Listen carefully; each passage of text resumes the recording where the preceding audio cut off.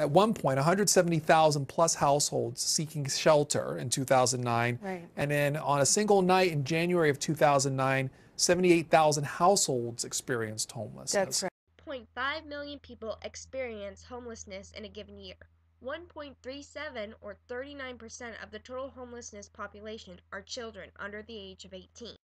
I got a chance to talk with a representative of Cocoon House, a program dedicated to helping homeless teenagers in the Snohomish area. Here's what he had to say. Nice to meet you. Nice to meet you. So, what is your name? My name is Julio Cortez. And what do you do here? I'm the Community Relations and Legislative Coordinator for Cocoon House, as well as the Central County Advocate. Alright, what exactly does the Cocoon House do and stand for? Cocoon House, I think, stands for hope for a lot of kids.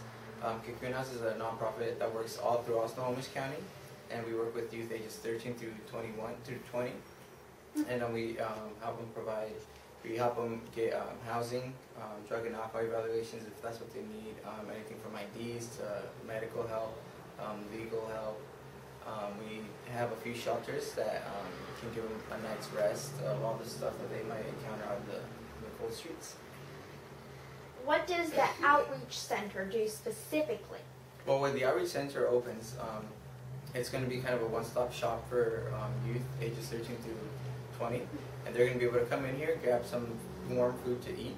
They're going to be able to just hang out, watch some TV, socialize with other youth in a positive environment. They're also going to be able to do laundry, if that's something that they need to do, and they'll be able to access our showers. So if they want to take showers to go to a job interview, they'll be able to do that. We also have a partnership with WorkSource, who they're going to be stationed here and are going to be able to provide resume help for the youth. They're also going to be able to provide job listings for the youth. When did you first start taking an interest in homeless children and families? I think it was, I did my internship with Big Brothers Big Sisters, and I was in their marketing department, but I started kind of getting into the world of helping out youth, and I really liked it because it kind of connected me back to kind of, in my hometown of Wapato, Washington, over by Yakima. There was a lot of youth that were struggling, so it kind of connected me back to that and started picking it up. Thank you. What do you think the leading cause of homelessness is for teens and their families? I think it's just the leading cause would be drug use, a lot of mental health problems as well, either for the parents or for the youth.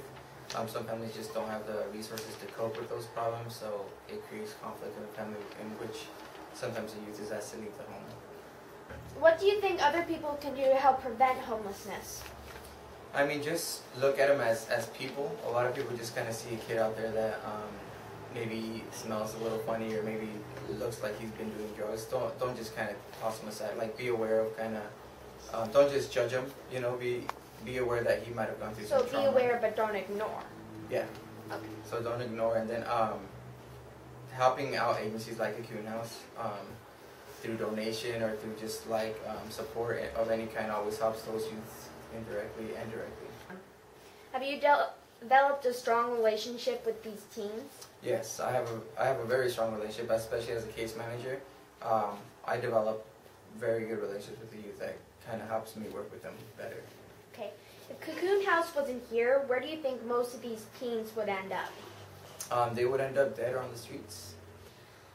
What happens after they turn 21? So after they turn 21, we try to, when we first start working with them, say I start working with a youth who's 19, I work with them for 2 years. In those 2 years, I try to get him set up either in a way where he's going to be able to successfully exit our program, so either to a longer transitional living space with another agency, or maybe into college or into another successful road. How would you say their life is compared from where they were before to where they are now? After working with Cocoon House, I think for most youth, for like 95% of the youth, their life's better. They're somewhere safe, they're somewhere warm, and they're not just out in the streets. Have you had any real major success stories of people who had visited Cocoon House? Yeah, we have many. There's youth that come through our programs who are now college graduates who have good jobs. So I will say we have quite a few successful stories. What challenges do most of the youth face? I think being preyed upon. They're very vulnerable on the streets, so other individuals prey upon them, sell them drugs, make them sell drugs, and do other things that they wouldn't normally do. Okay. And if you could talk to with the president about this issue, what would you tell him? The President of the United States? Yes. If we could get more funding, we'd be able to help kids a little bit better. Just having more awareness of the issue. Every community has homeless people, no matter how affluent the community. There's always going to be homeless people there. These homeless people are the ones kind of that sometimes have to use government help. So the more resources an agency like Cocoon House has, the more we're able to provide the help for them and get them off of government help.